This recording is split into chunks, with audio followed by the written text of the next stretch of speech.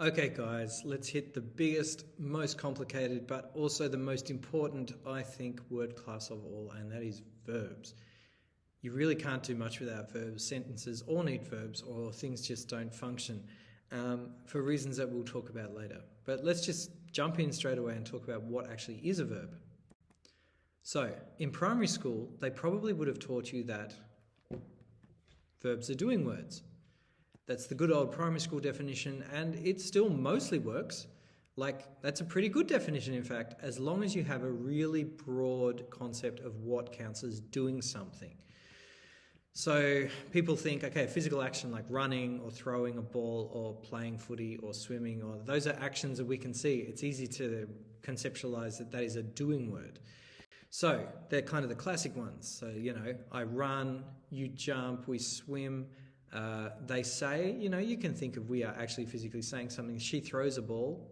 Those ones, they're all verbs. They're all actions. They're all doing words.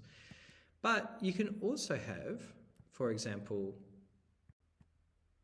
a thought. So I think is a verb.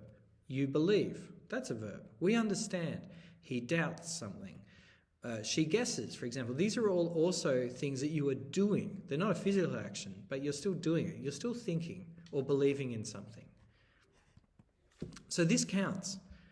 Also, you might have verbs that are basically you're feeling something or you're giving an opinion, like I feel happy, you hate cats, we like pizza, he loves chocolate. They wish this would happen. All of these are also verbs. You are doing something by expressing that feeling. Or maybe you're sensing something like I see the house and you smell the flowers, we smell nice, he hears the people sing, they touch the grass. Don't worry what I just did there with the smell. There's something I'm going to show you later. But basically all of those senses, again, you're doing something by sensing something. Or maybe something like this. I have a dog. So possession, it's also a thing that you're doing. So have is a verb. Get is a verb. You go and get the flowers. We own our own home. So owning something, you're doing something, you're owning it. The bike belongs to them. Belonging to someone else, belonging to something, that is also a verb. It's also something you're doing. And then the most important one of all is this. So the verb that we would use the most in English is the one that just means to be, like existence. And that's these ones. So I am. Am is a verb. You are. He, she, or it is. We are. They are. Am, are, and is. They are verbs. Existing is doing something. Not only are they verbs, that is probably the most important single verb in English is to be, and then all the versions of it like am and is and was and are and were and all of them. And then some other existence things like I become or I live or we stay or they survive. They're all verbs. They're all something you do. Existing is doing something.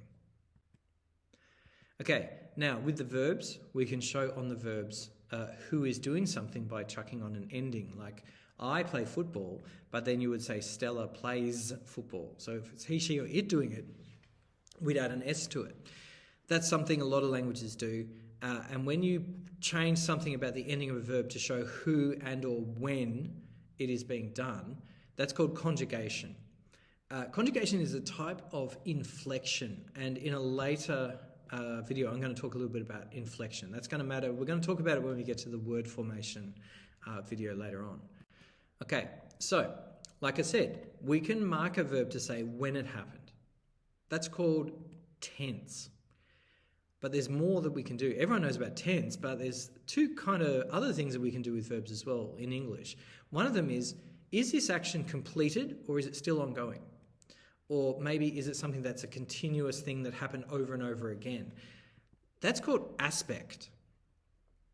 So you can say when it happened, which is tense. You can say if it was completed or ongoing, and that is aspect. And you can also say, is this a real action that is actually happening or did actually happen? Or is it just theoretical in this sentence?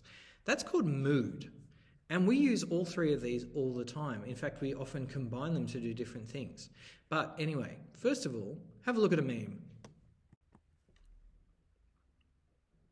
I won't comment on how funny I find it.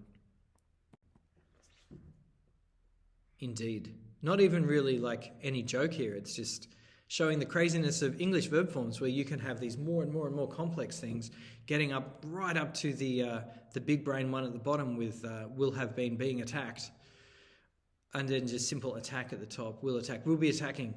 English can do a lot of this, and people who learn English as a foreign language have to learn quite a lot of stuff. For example, we can have tenses. We basically might have in the past, I went, I was, I played, I ate, and then present, they'll be different. It's like I go, I am, I played, I eat. And then in the future, we might have I will go, I will be, I will play, I will eat. And they all have different meanings. They're all from the same. Each of those columns is just one verb that's being changed in different ways to show you when it happened. Okay, so for the past tense, we changed the actual verb forms, like I play versus I played. We added an ending, did something to the word. But for the future, we just added the word will. So you had I play, and then you have I will play. This means that a lot of linguists will actually tell you that at a really basic level, English just has two morphological tenses. And morphological as in we did something with the morphology. We added an ending, or we did something to the word itself. Yeah, that we basically just have past and non-past. Because the future one, we didn't change anything with the word play that's here. We just added a will. Whereas in the past, played, we did change something. We put an ending on it. Now, all of this gets kind of complicated. The next two pictures, I'm going to show you some stuff that is made for people learning English as a foreign language. And some of this people find really difficult to get their head around when they're learning. Like a sentence like this. I usually walk to work, but this week I'm going by spaceship. Why did you say walk in the first part, but I'm going in the second part? Why didn't you say, this week I go by spaceship? Or why didn't you say, I usually am walking to work? Why didn't you say that? Why would that sound weird to us? There's all this stuff going on. Or like this one, have you been reading? Yes, I've read 3 books. So why is I've read 3 books different to I have been reading? There's like so much stuff going on here. And if you're a native English speaker, maybe you've never even stopped and thought about how much is going on here. Let's have a look at some of these forms we can make.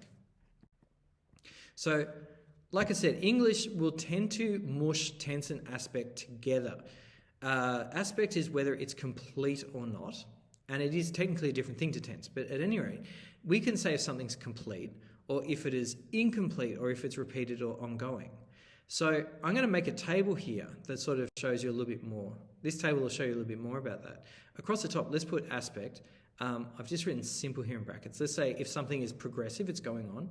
Something is perfect, which means complete. That's all it means. Perfect or perfective in grammar normally just means completed. Or progressive perfect, which means it's been going on progressively but is, complete at this point, for lack of a better explanation. And then down the side, I'm going to put tenses. So let's put, it's in the past, it's present, and it's in the future. So you might have I went, simple past, I went. I go, simple present. I will go, simple future. But what if you want to say this is an ongoing thing? So like I was going, or I am going. It's, progressive, present progressive, or I will be going. So we use them for different things. They have slightly different meanings. Perfect would be something like I had gone. So I had gone is past perfect. In the past, it was finished. Or I have gone, present perfect. In the present now, it's finished. I have gone. Or I will have gone. In the future, it will be finished. I will have gone somewhere. People often say, hang on, why is that called present? Why is I have gone? Why is that called present perfect when it's talking about a thing in the past? Yeah, it's one of those things, and it annoys learners because the have is present. So the verb is actually taking place in the present, but you're saying that it presently is finished. Sometimes tricky to get your head around. Present progressive would be something like I had been going or I have been going. And we use these in English when we say things like I have been living here for 5 years. Most languages that I speak don't actually do it that way. If it's still happening now, they just say it in regular simple present. But English does do this present progressive thing. I have been doing it for X number of years now. Or I will have been going to this school for 12 years by the time I finish. Something like that. Okay, now, some of those you just had one word, like I went. Others you need more words, like I have been going. These extra words, if you use extra words to make a new verb tense to complete it, they're called auxiliary verbs. So auxiliary verbs, auxiliary just means helping. So they're helper verbs. So in those two sentences there, the main verb's just go, but you've used the special form going, which means it's continuous, and you've added in have been, which are auxiliaries, helping to give you the meaning of I have been doing it for some time. So the have been, they're auxiliaries, they're helping make a different tense. Okay, often we use to be, I am going, we use that a lot, or he was running. So all of those am, is, are, all those forms of to be, they're often used as auxiliaries. Have is as well, like in this sentence, has been living here. So it's got both have and be. So have and be are very often used as auxiliaries. Will is the auxiliary we use to make future tense. I will play. Okay, now you might have something like I cook, but then I am cooking. There, I just used am as auxiliary to make present progressive. So it is presently happening, and the progressive aspect, normally in English teaching, just call it present progressive tense, even though tense and aspect are technically different. Or then I cook or I will cook. Again, I've used will as an auxiliary to make future tense. So when you use another verb to help complete a whole big verb form, that helping verb is called an auxiliary. That's the word they use for it. Often we use do. So he owns a car. He does own a car. He does own a car. Sometimes we can use do as an auxiliary to emphasize something, or we can use it to make a yes or no question, like he owns a car statement. Does he own a car? The does there is an auxiliary showing you that this is now a yes or no question. Does he do that? Okay. Now, we're going to get on to the third thing you can mark verbs for, which is called mood. And this is basically, is this action real or is it just theoretical? For example, something like indicative mood just means the normal one where, yes, this is really happening. I go to the shops every Saturday. I go to the shops. It is an actual thing that happens. But maybe you've got another mood called imperative, which is I'm giving you a command. Go to the shops. I'm not saying that you currently are going to the shops. It's not happening, but I'm telling you to do it. So it's a theoretical verb that could be happening, or it would be really great if you were at the shops. So again, that's theoretically it would be. You're not saying that you are at the shops. You're saying it would be great if. Or subjunctive, if you see people talk about this is like, it would be really great if you were at the shops. You don't really, for Yinglang, need to know what the name of each of those different types are. You just need to know that that exists. That sometimes you use a verb to describe something that's actually not happening. It just theoretically could, or you wanted to, or you're telling someone to do it. So, something really closely connected with the idea of mood is these things called modal verbs or modal auxiliaries, modal auxiliary verbs. They're a special kind of auxiliary verb that show this kind of mood stuff. So these are verbs that are not telling you that something is happening. They're telling you that it must happen, or it can, or it should, or it might happen, or things like that, and they're super useful. So here's an example that should I or shouldn't I? So should I eat this? In this sentence, should, it's a modal verb. Because you're not saying I am eating the thing. It's saying should I eat the thing? I should eat the thing. So it's like a theoretical thing that might happen. Or this, good old can. Many dads, parents, teachers make this joke. Can I use the toilet? I don't know. Can you? Yes, many jokes about misinterpreting modal verbs. In this sentence, the modal verb is can. Because you're not saying I'm going to the toilet. You're saying can I please go to the toilet? So the can is like showing that this is a theoretical thing you're asking about permission or ability. Maybe you have this joke. Can I go to the toilet? Actually, it's May. No, it's June.